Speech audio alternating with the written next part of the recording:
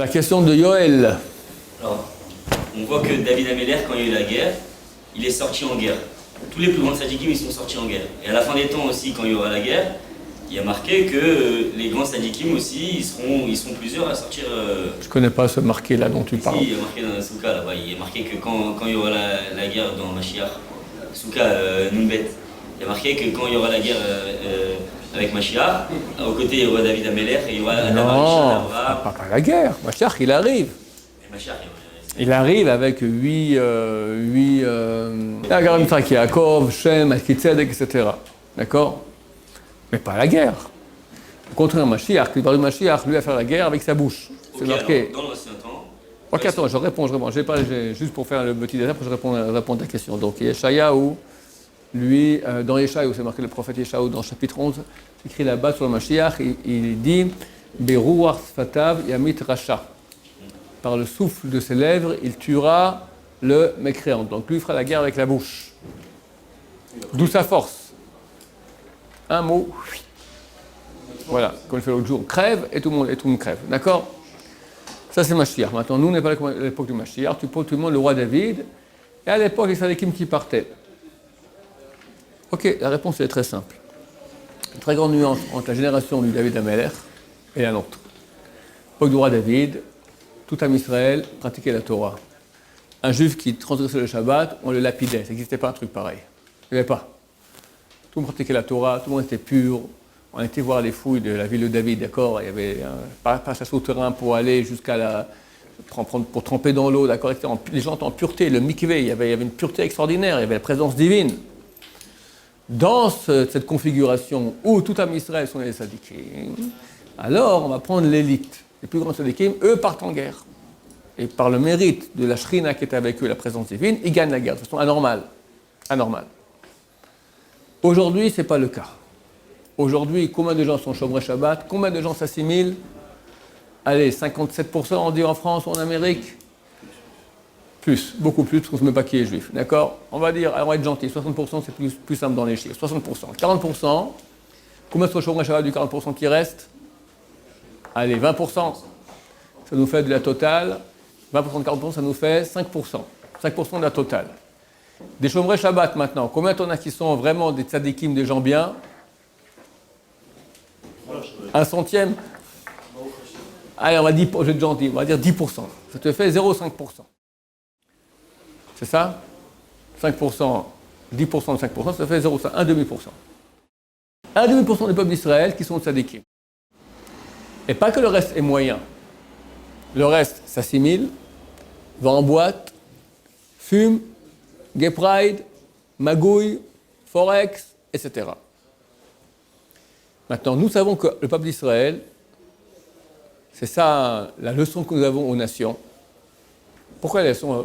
Ceux qui réfléchissent un peu, ils voient un peuple d'Israël, ils comprennent un truc bizarre, Hitler. Il dit, comment se fait-il que ce peuple tienne depuis 4000 ans?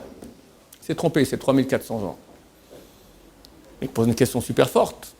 On n'a pas d'armée depuis 2500 ans. On est en exil. Chaque génération, il y a quelqu'un qui se lève, un super solide, un super puissance, Staline, Hitler, d'accord, tous les tsars, Nicolas, etc. Et dans les pays arabes, le nazisme, etc. Se lève un géant de puissance. Dans son programme idée, il écrit extermination du peuple juif. Et il y va. À la fin, eux disparaissent, nous on est là, sans armée. Jusqu'il y a un peu moins de 70 ans, il n'y avait pas d'armée, rien. On tient. Et même avec l'armée, les chefs de l'armée eux-mêmes te diront, dans la dernière guerre, Bibi Netanyahu il a dit, grâce à Tzahal et grâce à Dieu, etc. Pourquoi il dit ça? Un président d'État qui ne porte pas d'akippa, quand Trump vient avec l'akippa, lui il ne porte pas d'akippa. Il a dit grâce à Dieu. Il voit les miracles, c'est pas normal.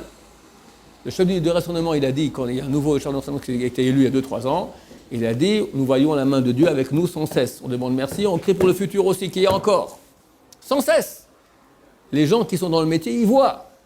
C'est quoi la question? Ah ouais, l'armée. Alors c'est ça le grand message du peuple juif aux nations.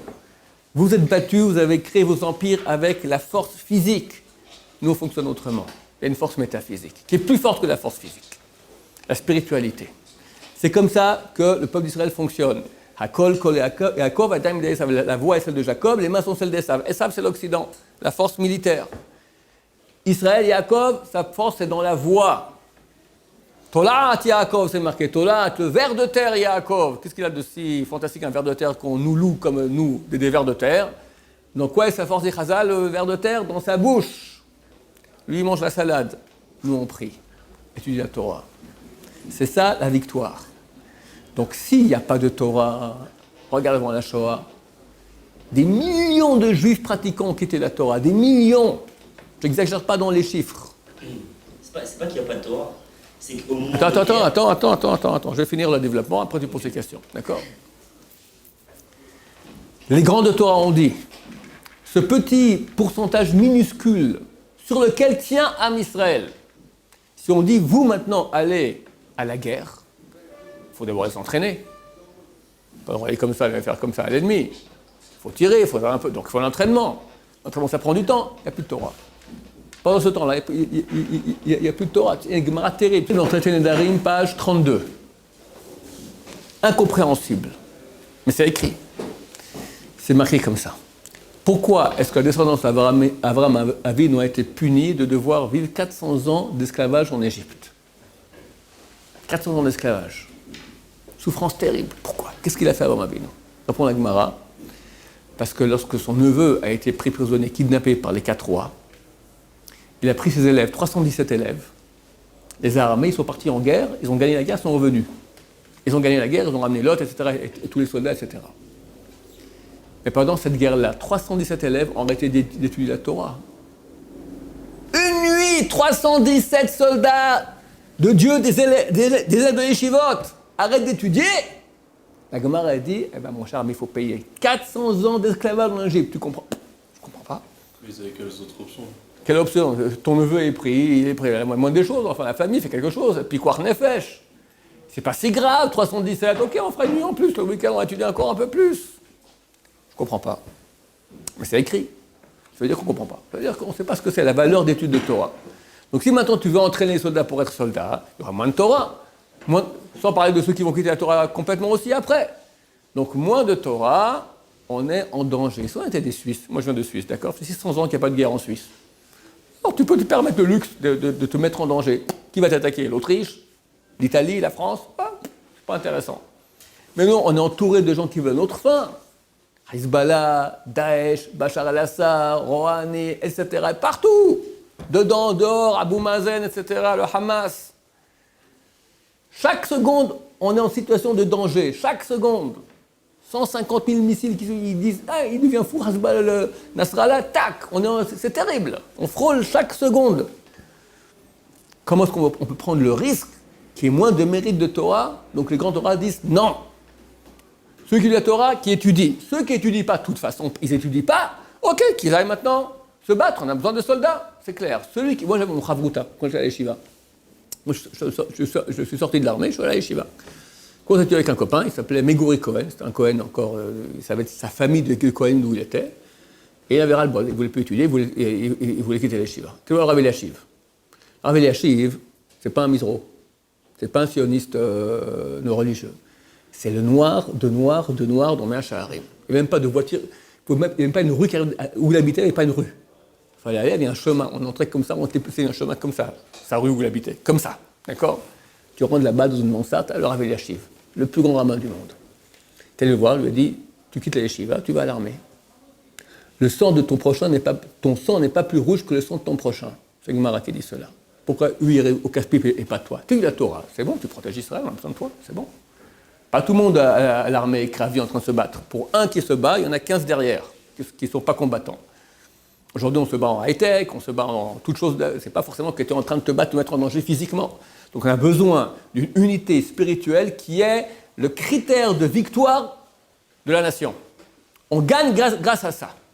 Quand tout le monde est religieux, comme le temps du roi David, allez, les tzadikim en premier, t'as un baguette, t'as un bac, t'as un dos, t'as une armée entière de gens qui étudient, qui prient, qui jeûnent. Ok, on avance, c'est bon. Ah, vous avez tous cette équipe ou... Hein? Vous avez tous à cette époque de David Ameller où il y avait quand même des gens... Ça dépend de quel combat. Oui, non. Comment il s'appelle? Il a réuni 20 000, tu lui as dit, je n'ai pas besoin de 20 000. tu vas tous les faire boire maintenant dans le fleuve. Tout celui qui va poser son genou par terre, tu l'élimines. Il reste 300. Il a pris 300 contre combien ils étaient des dizaines de milliers d'ennemis, et voilà, tous partent en courant. Pourquoi Hachem il fait ça? Pourquoi David et Goliath? Goliath, il vient avec son armée, son truc comme ça, énorme. David lui dit, tu viens... David arrive comme ça, avec un bâton, pépère. Goliath lui dit, quoi, je suis un chien, que tu viens comme ça avec des bâtons? Viens que je te dévore maintenant, je te donne ta chair en pâture aux animaux du ciel et de la terre. David lui dit, toi tu viens avec ton épée, avec ton javelot, ta muraille, ton armure, ton bouclier. Moi je viens au nom du Dieu d'Israël. Et moi maintenant je vais te donner ta chair à être dévorée par les oiseaux du ciel et les animaux de la terre. Et tout le monde saura que Dieu n'a pas besoin d'épée, de javelot et de casque. Car à Dieu appartient la guerre. Trouve le mot là dans le texte.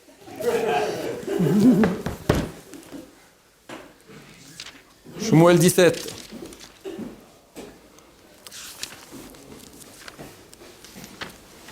C'est une leçon. C'est une leçon. Le Tanakh, c'est pas comme si tu prends David. Prends David. Et il dit à David, suis-je un chien que tu t'avances contre moi avec des bâtons? Il maudissait David en invoquant son Dieu. Et le Philistin dit à David, viens ici que je donne ta chair aux oiseaux du ciel, aux animaux des champs. David répondit au Philistin, tu viens à moi avec l'épée, la lance et le javelot. Et moi je viens au nom de l'Éternel Sévakot, du Dieu des légions d'Israël que tu insultes. En ce jour, l'Éternel te mettra en mon pouvoir, je t'abattrai, je te couperai la tête, et je livrerai les cadavres de l'armée des Philistins, aujourd'hui même aux oiseaux du ciel, aux animaux des champs, afin que toute la terre sache qu'il y a un Dieu pour Israël, et toutes ces multitudes saura que l'Éternel n'a pas besoin d'épée, ni de lance pour donner la victoire, que l'Éternel est le maître de la guerre, et vous livrera en notre pouvoir. Et il court, tchac. Pourquoi une pierre? Il a pris 100 pierres. Pourquoi 5? Deux explications de Chazal. Une était à la base des thunes, mauvaise explication. La deuxième par rapport aux 5 livres de la Torah. Moi, avec la Torah contre toi. On va voir qui est plus fort. C'est ce que nous montrons au peuple. C'est ce que nous montrons au peuple. David et Goliath, quoi? Parce qu'on a une bonne armée. La guerre des 6 jours, parce qu'on était bon à la guerre des 6 jours. Dans les armées, dans les écoles d'études américaines, on n'enseigne pas, même dans le contrat, c'est eu un article dernièrement, ils nous ont raconté ces histoires-là. Un type juif assimilé va à l'armée américaine, devient officier. Dans l'école des officiers, on parle de toutes les guerres, on étudie les guerres, etc., les combats. Jamais on parle des guerres des 6 jours. Il va voir un jour le général là qui donne le cours. Pourquoi vous ne parlez pas de la guerre des 6 jours? La guerre, c'est toujours, monsieur, il n'y a rien à apprendre. C'est un miracle de A à Z. C'est pas de l'armée, c'est pas de la guerre, c'est pas de la stratégie. Un miracle de A à Z. Ça lui a fait tilt, il a fait tchouva. Et il revient de l'armée chez la maison avec une kippa sur la tête. Mais c'est vrai. Donc, le David, c'est quoi sa force contre Goliath? La spiritualité. Alors, quand tout le monde est spirituel, ça très bientôt, alors on ira tous en guerre. Aucun problème, avec plaisir. On va prier, on va jeûner, on va gagner la guerre. Même qu'on ne sera peut-être pas très fort physiquement. C'est ça ce que nous sommes. Maintenant, allez dire non, nous on doit ressembler aussi à Esav au Goïm. Enlevez les gens des yeshivot, mettez-les à l'armée, comme ça on va mieux gagner. Touillotte, bêtises, même les grands. Rabin, c'est un gauchiste.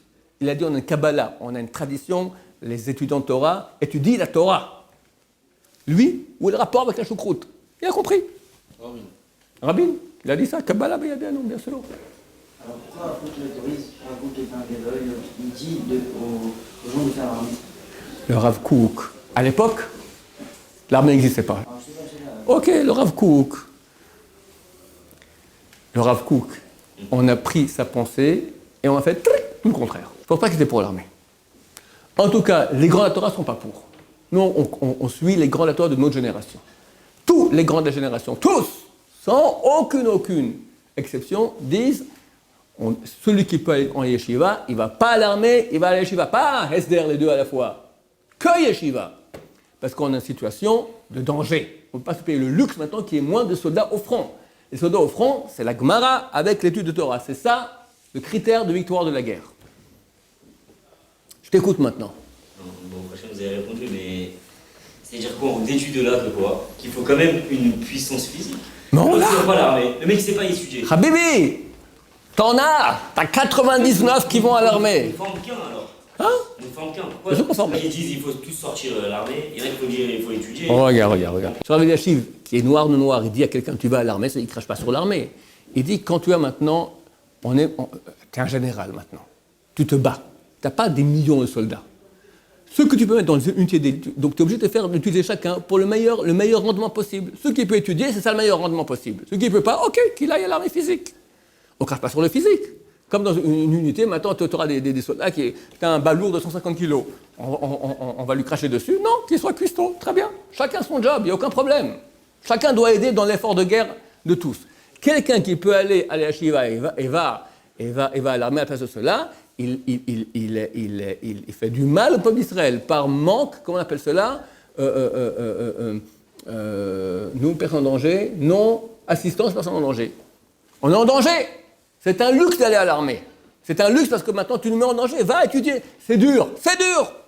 La yeshiva, c'est bien plus dur que l'armée. Bien plus dur. Ah, c'est pas évident. Hein? C'est pas évident. L'armée, il se. Ça va, Habibi. Moi, je te dis que c'est bien plus dur. C'est beaucoup plus dur. Toujours, t'as envie de Torah et d'étudier, encore étudier, t'en as ras-le-bol, encore étudier, prier, étudier, t'as un cadeau.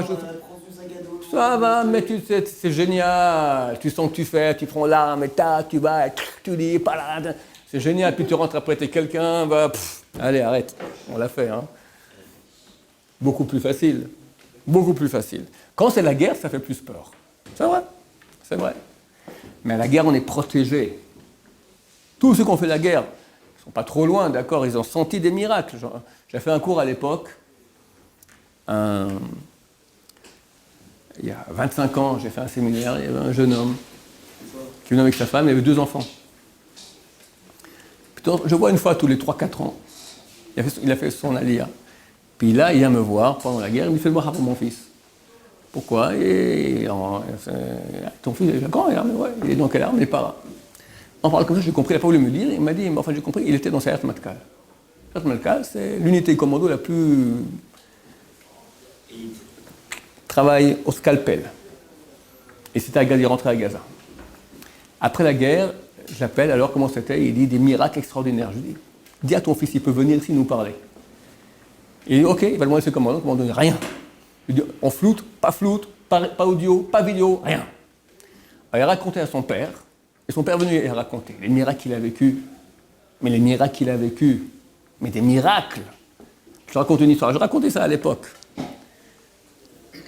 Ils ont reçu l'ordre de tuer quelques chefs du Hamas. Ils ont dans une villa comme ça à Gaza, ils ont reçu tac, ils savent où c'est. Il a dit comme ça texto, des assassins qui tuent des personnes comme ils mangent des olives. Ils repèrent la maison, ils mettent une charge, toutes les entrées c'est piégé. Donc quand on passe par l'entrée, ils mettent une charge explosive sur le mur, boum, ça explose, ils attendent que la fumée parte et ils rentrent dedans. Très, très dangereux maintenant, les gens sont dedans, ils attendent. Dès que tu rentres, on te... Et ils voient tout à coup les 4-5 soldats du Hamas, les armes par terre, en train d'hurler, en train de pleurer. Ils hurlent, ils pleurent, ils hurlent, ils pleurent. Ils les attachent, ils sont 4.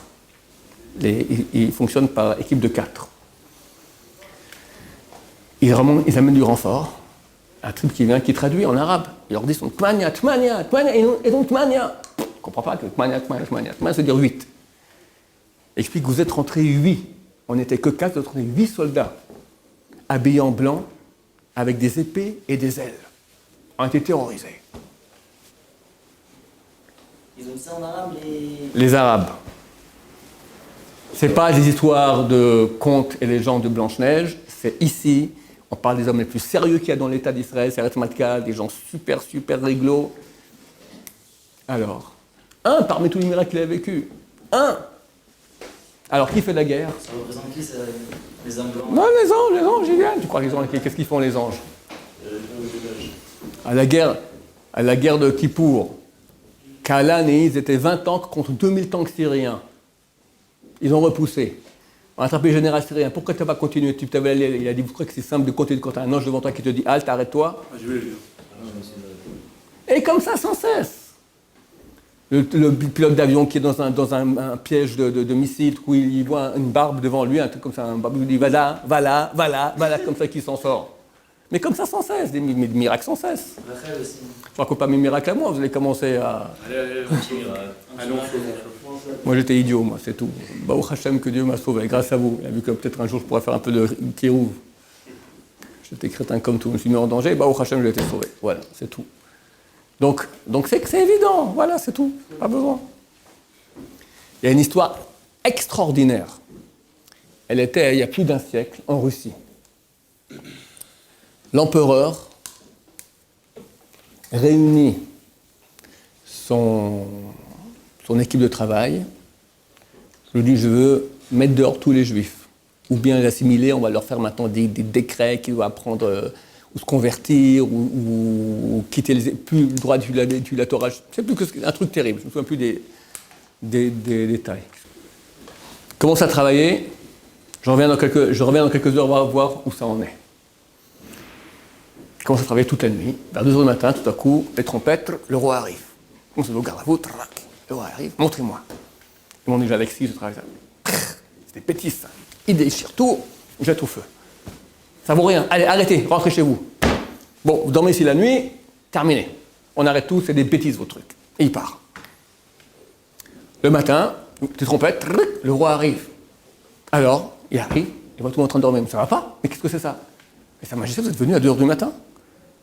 Moi? Mais jamais de la vie. On demande des gardes. Mais oui, vous êtes venu, Sa Majesté, on a fait les trompettes, tout ça, vous êtes rentré. Il a compris qu'il ne pouvait pas se battre contre Dieu d'Israël, qui a amené un roi déguisé, enfin, il a amené, je ne sais pas qui l'a amené, il a un habit déguisé en tsar Nicolas. On vit par miracle, de A à Z. Maintenant, comment on fait pour activer les miracles? Comment on fait pour qu'il y ait plus de miracles?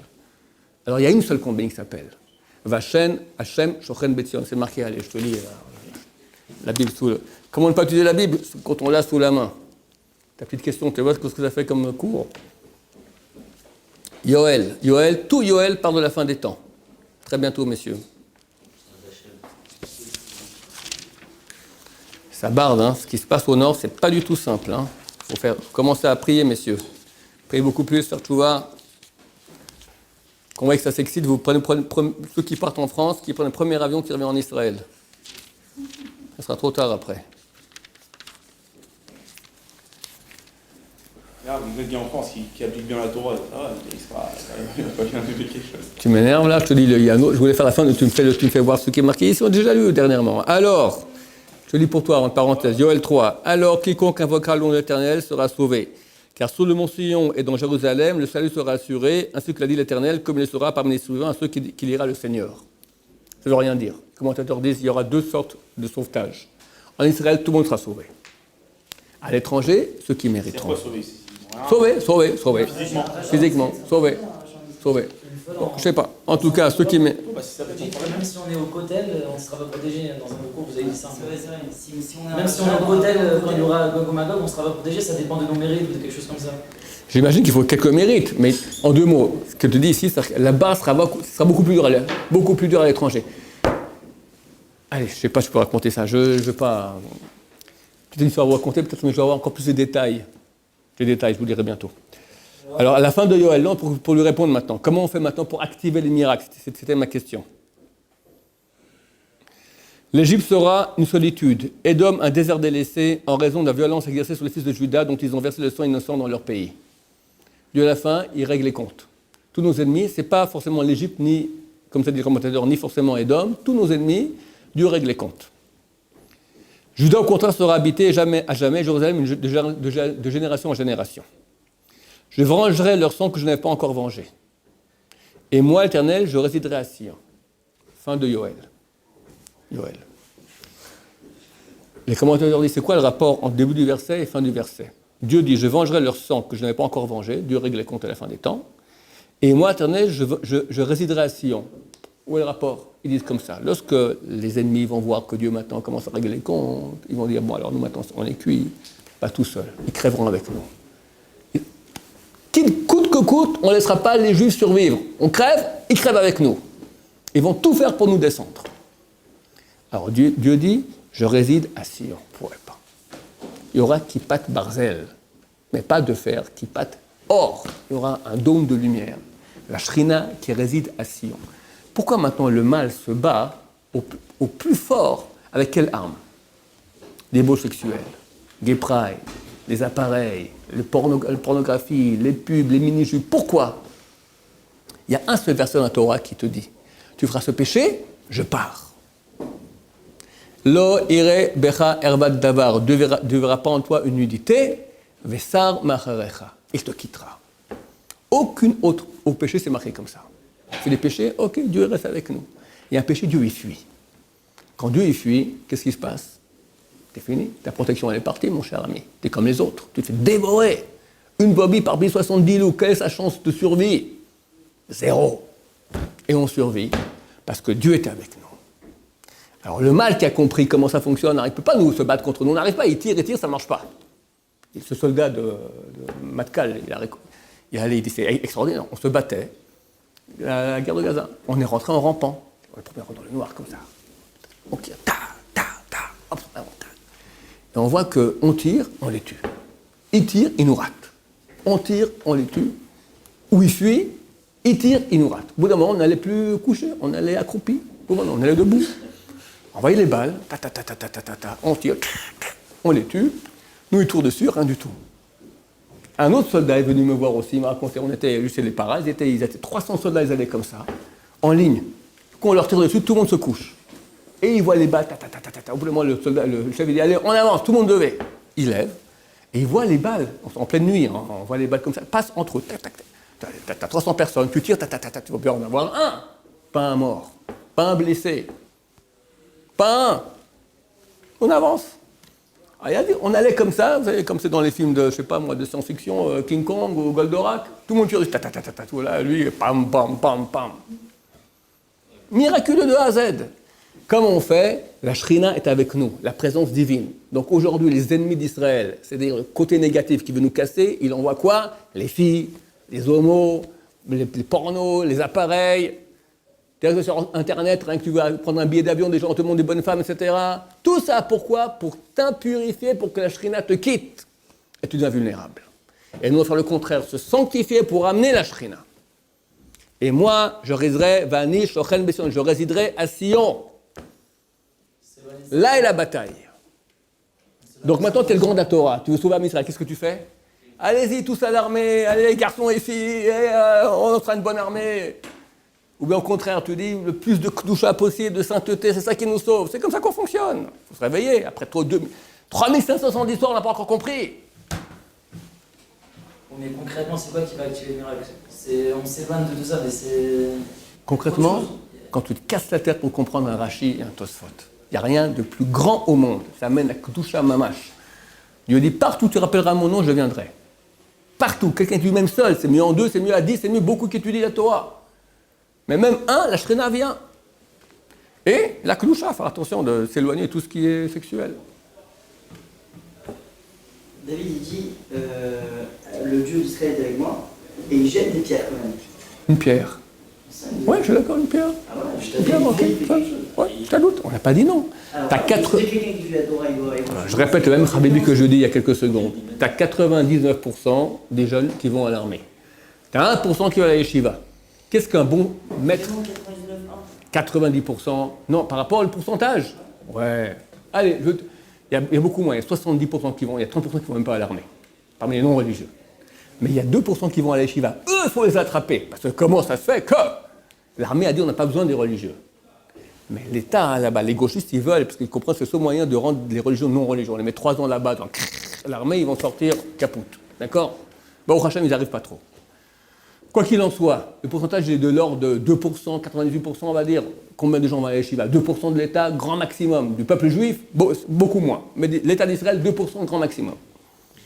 Maintenant, toi, tu es le chef de l'armée, tu es le chef du pays. Tu sais comment on fonctionne, qu'est-ce que tu fais? Donc, prenez 2% aussi qu'ils aillent, allez, qu'ils soient aussi des paras, des tankistes. Tu as tué un Israël. Si tu es intelligent, tu dis, écoutez, pourquoi 98% ils font aucune spiritualité? Allez, on leur fait aussi un petit séminaire. 3 semaines d'entraînement, 1 semaine de yeshiva. C'est ça qu'il faut faire. Là, on va gagner.